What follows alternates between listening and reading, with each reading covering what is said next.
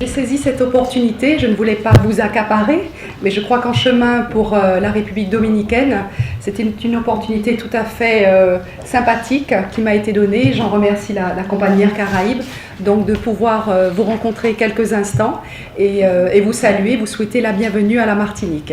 Alors certains d'entre vous connaissent déjà la destination, d'autres la découvriront à l'occasion d'un autre voyage, puisque vous n'êtes qu'en transit à la Martinique, donc séjour trop court pour découvrir notre territoire, mais je tenais quand même à vous dire deux petits mots. La Martinique, depuis 2 années, est dans une période de révolution, je dirais, puisqu'il y a eu un grand changement politique, et pour la première fois, le tourisme a été donc annoncé comme une des priorités du développement économique de cette destination.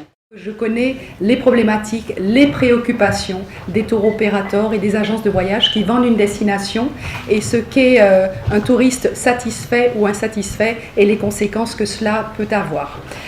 Donc véritablement, aujourd'hui, nous sommes à l'écoute de nos partenaires.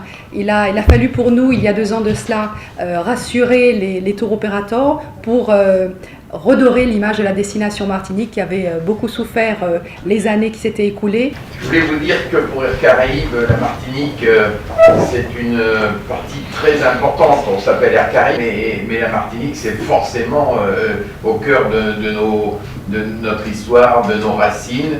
Et je peux confirmer devant vous tous ce que la présidente a dit, à savoir qu'après des événements passés qui sont maintenant largement oubliés, en tant que transporteur aérien, c'est une destination qui a repris de la croissance, qui est dynamique. L'ensemble des compagnies aériennes est durement touché actuellement. J'en citerai qu'un exemple. Si on prend la compagnie qui était présentée comme la meilleure en termes de volume, d'économie, de présence d'ailleurs dans l'arc antillais, aux États-Unis, American Airlines, vous savez qu'elle a déposé son bilan il y a environ 2 mois. Ça donne donc, même si je lui souhaite bien entendu de se restructurer, ça donne donc une idée de l'intensité de ce qui se passe. Notre politique est d'être prudent et donc on a comme démarche d'ouvrir une destination.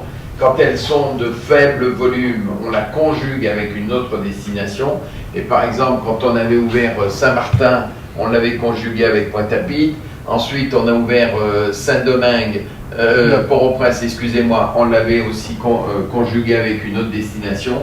Et dès que la croissance est suffisante, on la rend autonome et on la déconnecte. Et c'est comme ça qu'on a pu déconnecter Saint-Martin, qui maintenant a des vols directs. Cayenne a des vols directs, alors qu'à un moment, les vols d'Air Caraïbes pour aller à Cayenne passaient par Fort-de-France. Et petit à petit, on augmente comme ça à la fois notre couverture du territoire, mais la qualité de la desserte.